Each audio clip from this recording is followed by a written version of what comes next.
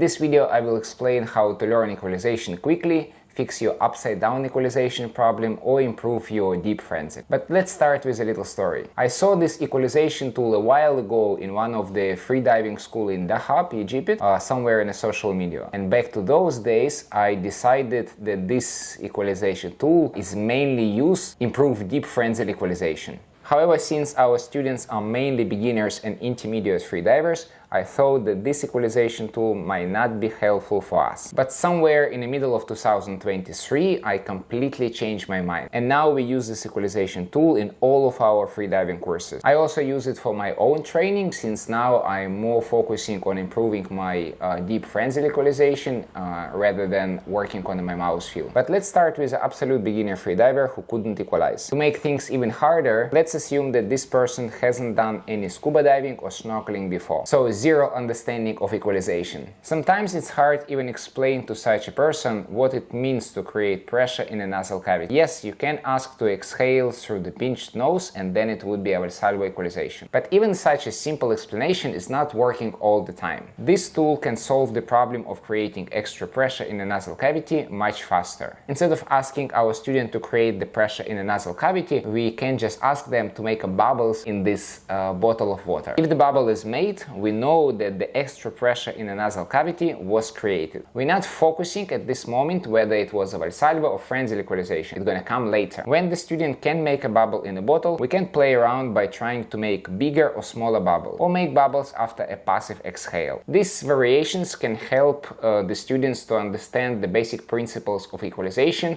even in more details. Another problem we would love to address with this equalization tool is the upside-down equalization problem. Two theories exist about why a beginner freediver can struggle with the upside-down equalization. Some instructors say it is because their students do Valsalva equalization instead of the Frenzel. I strongly disagree with such an idea because I saw a lot of beginner freedivers who can do a feet first dive up to 15 meters but couldn't equalize in the head first position even a couple of meters, regardless of whether they're doing Valsalva equalization or Frenzel. Like many other freediving instructors, I think freedivers fail to equalize in the upside-down position because of poor soft padded control. I already made a tutorial about how to solve the upside-down equalization problems. The link to this tutorial is going to be in the description below. But exercise with a bottle can address such problems as well. I would first ask the student with this problem to make a bubble in the head-up position. Then, if he is successful, do the same equalization in the horizontal position. And if you have a table, you can even ask the students to bend over it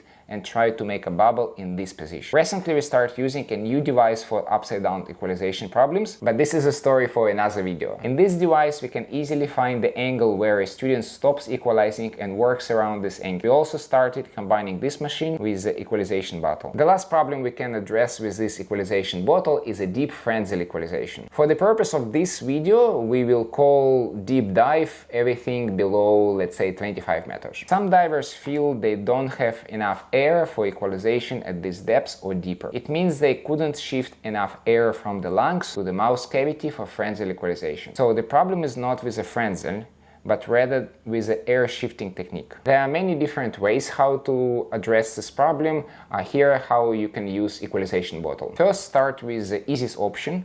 Do a full inhale and start equalizing. Most likely you would be able to do it for a while. Let's assume you are doing Frenzel equalization already. Your glottis are closed, you create extra pressure in your nasal cavity and some air escapes from your nasal cavity to the bottle, creating small bubbles. Now you have less air in your mouth cavity. Repeat it a couple of times and then you will feel that there is no air left in your mouth and in your nasal cavity for equalization. But your lungs are full of air at this moment, so what you need to do is to shift some air from your lungs to your mouth and nasal cavity. Consider this exercise after full inhale as a warm-up, repeat it 2-3 times. The next variation is the same, except you start doing this equalization exercise after a passive exhale. You will reach the point of the same problems, with the air shifting but much faster. And the last variation is to do a more active exhalation but not a full exhale. I don't recommend that beginners do maximum forceful exhalation for this exercise. However, more experienced freedivers